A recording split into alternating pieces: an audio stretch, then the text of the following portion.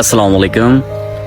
आप लोगों ने एक ज़ना का वर्ड तो सुना ही होगा, सुना क्या होगा बल्कि आप लोगों ने किया भी होगा। जैसा दौर आज का चल रहा है, कौन सा कोई मुश्किल काम है। 2 दिन में लड़की सेट करो, गर्लफ्रेंड बनाओ, अपना काम पूरा करो और फिर साइड पे हो जाओ।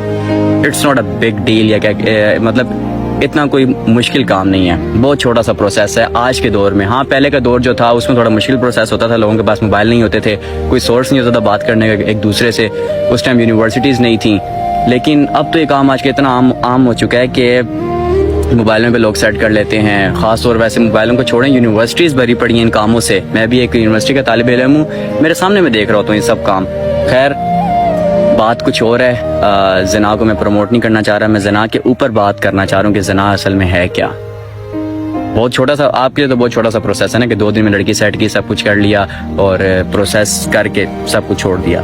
लेकिन याद रखिएगा, इसके नुकसानात बहुत बड़े बड़े हैं। नुकसानात यानी इसके गुनाह बहुत बड़े बड़े हैं। आपकी ज़िंदगी तबाह हो जाती है इन कामों से। पहली बात तो ये कि जब आप ज़ना, कोई भी लड़का या लड़की ज़ना करते हैं, यकीन माने ज़मीन कांप उठती है, आसमान कांप उठता है। अल्लाह ताला को इतना गुस्सा आता है ना कि बस वो मजबूर हो जाते हैं कुछ अच्छे लोगों की वजह से, क्योंकि जहाँ पर गंदे लोग हों वहाँ पर अच्छे लोग भी होते हैं। तो अल्लाह ताला को उनका मुंह नजर आ जाता है, उस वजह से आप लोग बच जाते हैं। लेकिन ज़ना के ज़रा मैं आपको बताता हूँ इसके नुकसानात क्या होते हैं। सबसे पहली बात ये कि ज़ना एक ऐसा कर्ज है कि ये आपके घर से ही अदा किया जाएगा, किसी दूसरे के घर से अदा नहीं किया जाएगा। या तो आपकी बेटी होगी या तो आपकी बीवी होगी। ये 2 बंदे ऐसे हैं जिनसे ज़ना के मतलब कर्ज उतारा जा सकता है, या बीवी या आपकी बेटी। और ये 100% गारंटी के साथ कहता हूँ कि ये कर्ज है और उतारा ही जाएगा, इसमें कोई दूसरी बात है ही नहीं। पहली बात, पहला नुकसान, पहला गुनाह। दूसरे नुकसान पे बात करते हैं। ज़ना करने वाले की जो शक्ल है उस पर लानत, अल्लाह की लानत बरसती है, काली शक्ल हो जाती है, अजीब सी फिटकार पड़ी होती शक्ल के ऊपर। दूसरा गुनाह। तीसरा गुनाह, अल्लाह ताला उसे रिस्क छीन लेता है। वो कहता है हर वक्त मतलब ज़ना करने के बाद अगर नमाज भी पढ़े तो तब भी उस कहता है यार मेरा काम नहीं चल रहा, मेरा ये नहीं हो रहा, मेरा वो नहीं हो रहा। तो उसके पीछे क्यों अल्लाह ताला उससे नाराज़ है? इतना कोई छोटी सी बात तो नहीं है। ज़ना करने वाले को 100 कोड़े मारे जाते हैं। आज के दौर में तो कोई ऐसा सही नहीं, लेकिन पुराने दौर में 100 कोड़े मारे जाते थे। और एक बंदे को मारे थे वो 80 कोड़े में मर गया था, लेकिन फिर भी 20 कोड़े उसके कब्र में मारे गए थे कि 100 पूरे करने हैं। तो खुद सोचेंगे छोटी सी बात नहीं है ज़ना, बहुत बड़ी मतलब ज़मीन कांप उठती है। बहुत बड़े बड़े गुनाह है इसके। सबसे बड़ा गुनाह ये है कि इसकी बख्शिश ही नहीं होगी। जो मर्जी कर लें आप, जो ज़ना करता रहेगा उसकी बख्शिश नहीं होगी।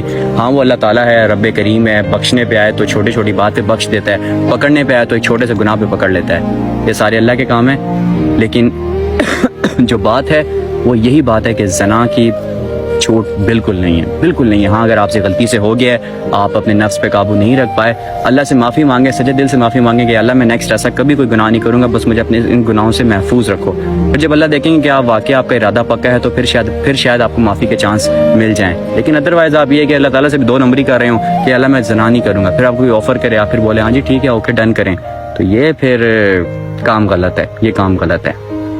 बाकी बाज आ जाए इन कामों से, अपनी ज़िंदगी पे फोकस करें।